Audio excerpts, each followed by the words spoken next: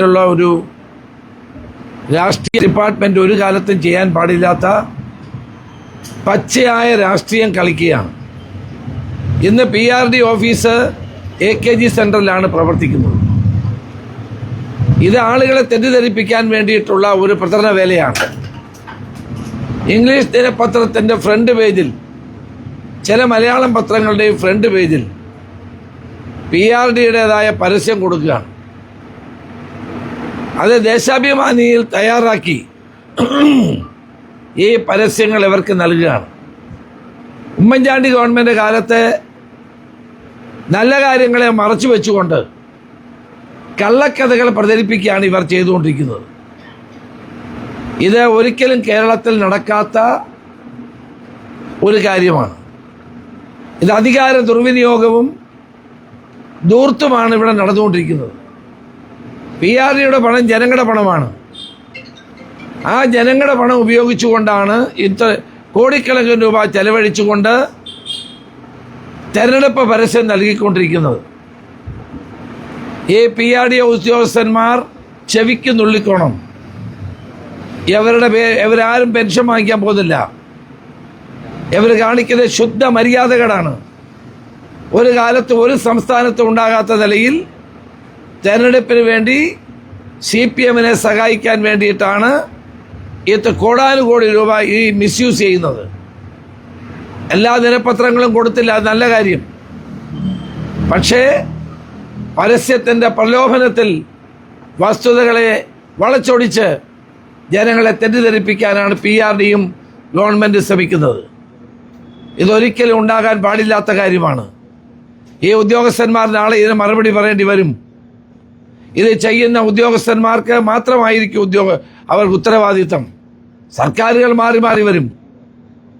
ഒരു ഉമ്മൻചാണ്ടി ഗവൺമെന്റ് കാര്യം പറഞ്ഞുകൊണ്ട് വളരെ മ്ലേച്ഛമായ തരത്തിൽ നട്ടാൽ കുരുക്കാത്ത നുണകൾ ദേശാഭിമാനി തയ്യാറാക്കി കൊടുക്കുന്ന അതേ പരസ്യം അതുപോലെ ഇടുക. അത് പരസ്യമാണെന്ന് പോലുമില്ല. ആളുകൾ ധരിക്കുന്നത് എന്താ, ഇത് വാർത്തയാണെന്നാണ്. പരസ്യം പോലുമല്ല. സ്പോൺസേഡ് എഴുതണ്ടേ, അതെഴുതുന്നില്ല. PRDയുടെ ആണെന്ന് താഴെ കുറിപ്പ് കൊടുക്കണ്ടേ, അത് കൊടുക്കുന്നില്ല.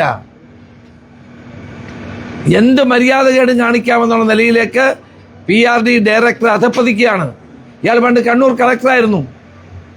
കണ്ണൂർ കളക്ടറുടെ ആ കാലത്ത് CPMന്റെ ദാസ്യവേല ചെയ്തുകൊണ്ടിരുന്ന ആളാണ്. പാദസവി എന്തുകൊണ്ടിരുന്ന ആളാണ് ഈ മര്യാദകേട് മുഴുവൻ കാണിച്ചുകൊണ്ടിരിക്കുന്നത്. ഇതിനെതിരെ ശക്തമായ നിയമ നടപടികളും അത് ഞങ്ങൾ മുന്നോട്ട് പോകും. അധാർമികമായ ഈ നിലപാട് ജനങ്ങൾ തിരിച്ചറിയണം. ഒരു മര്യാദയുമില്ലാതെ കേരളത്തെ ജനങ്ങളുടെ പണം ഉപയോഗിച്ച് ഏകപക്ഷീയമായി CPMനെ LDFനെ സഹായിക്കാൻ വേണ്ടി, വെള്ളപൂശാൻ വേണ്ടി നടത്തുന്ന ഈ ശ്രമങ്ങൾക്കെതിരെ ശക്തമായ നിലപാടുമായി ഞങ്ങൾ മുന്നോട്ട് പോകാൻ ഇന്ന് തീരുമാനിച്ചിട്ടുണ്ട്.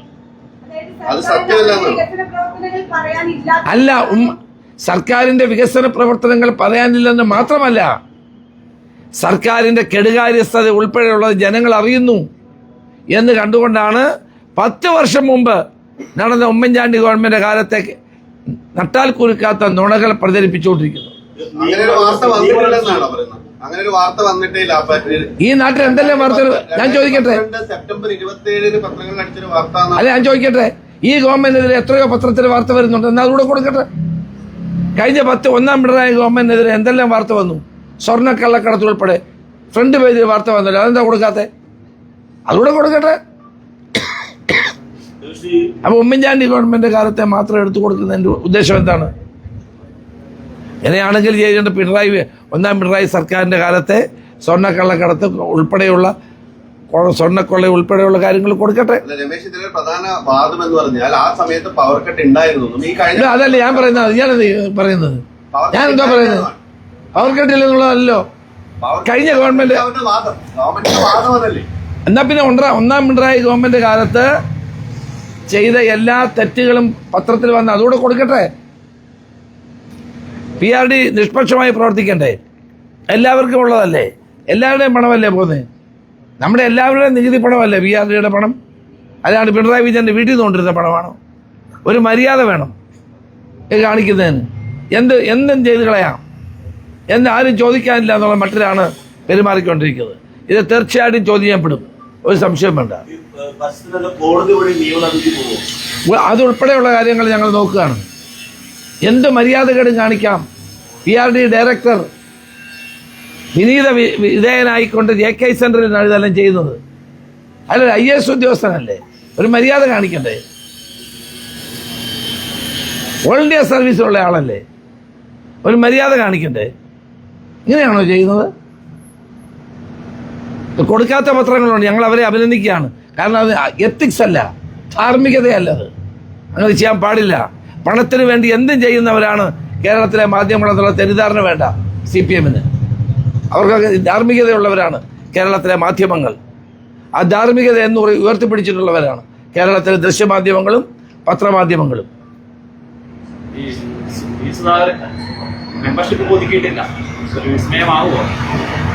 ജി സുധാകരന്റെ ഇന്നലത്തെ പോസ്റ്റ് വളരെ ഗൗരവമുള്ള ഒന്നാണ്.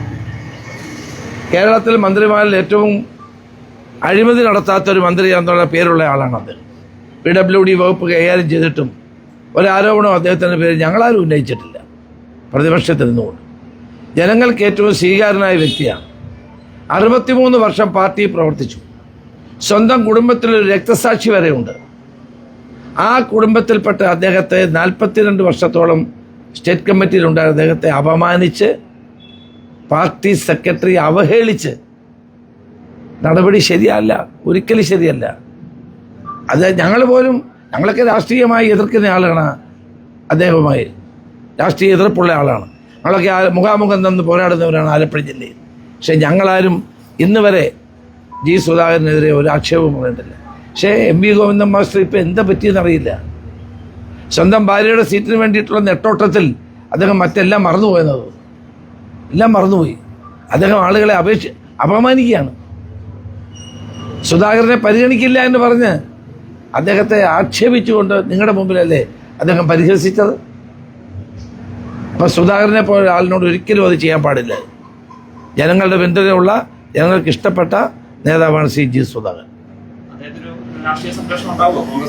അല്ല, അതൊക്കെ അദ്ദേഹം തീരുമാനിക്കാം. ഞങ്ങൾ അതുമായിട്ട് അദ്ദേഹവുമായിട്ട് ഒരു ചർച്ച ഇതുവരെ നടത്തിയിട്ടില്ല. തീരുമാനിക്കേണ്ടത് അദ്ദേഹമാണ്. അദ്ദേഹം തീരുമാനിക്കാതെ ഞങ്ങളൊരു അഭിപ്രായം ആ കാര്യത്തിൽ പറയുന്നത് അനുചിതമാണ്. അത് ഞങ്ങൾ പറയില്ല.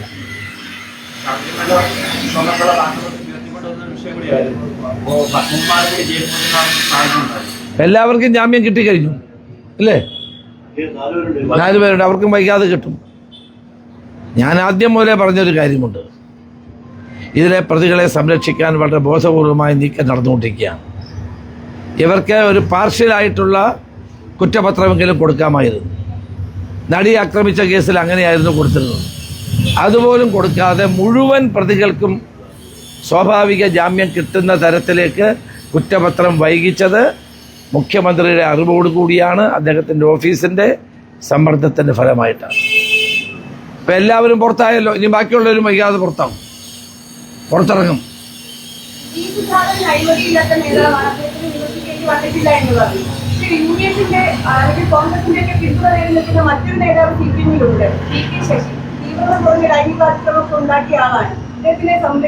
അല്ല, PK ശശിയുടെ പേരിൽ CPM എന്തെങ്കിലും നടപടി എടുത്താൽ എനിക്കറിയില്ല. അവരുടെ പാർട്ടി കോടതി ഒരു നടപടി എടുത്തായിട്ട് എനിക്ക് തോന്നുന്നില്ല. CPM അന്വേഷണം പ്രഖ്യാപിച്ചു, പാർട്ടി കോടതി വെച്ചു, എന്നിട്ട് ഒരു നടപടി എടുത്തില്ല. പരസ്യമായി അദ്ദേഹത്തെ പാർട്ടിയിൽ നിന്ന് പുറത്താക്കുകയോ നടപടികൾ സ്വീകരിക്കുകയോ ചെയ്തതായിട്ട് ഞങ്ങൾക്കറിയില്ല. അദ്ദേഹത്തിൻ്റെ പേരിൽ എന്തെങ്കിലും കേസ് നിലനിൽക്കുന്നതായിട്ട് ഞങ്ങൾക്കറിയില്ല. തരം താഴ്ത്തി ഉയർത്തുകയൊക്കെ ചെയ്യുന്ന അവരുടെ കാര്യം. PK ശശിയെ അത് കഴിഞ്ഞിട്ടാണ് ഇവർ KTDC ചെയർമാനാക്കിയത് അല്ലേ? ഇതേ പാർട്ടിയും ഇതേ ഗവൺമെൻറ്റും അല്ലേ PK ശശിയെ KTDC ചെയർമാനാക്കിയത്? അപ്പോൾ അദ്ദേഹത്തിൻ്റെ പേരിൽ ഒരു കുറ്റവും നിയമപരമായോ അല്ലാതെയോ നിലനിൽക്കുന്നില്ല എന്നുള്ളത് വളരെ വ്യക്തമാണ്. അത് CPM തന്നെ വ്യക്തമാക്കിയിട്ടുള്ള കാര്യം.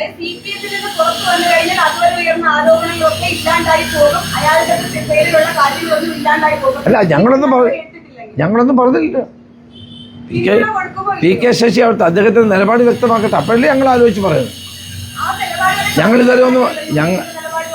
ഞങ്ങളിതുവരെയൊന്നും പറഞ്ഞില്ലല്ലോ.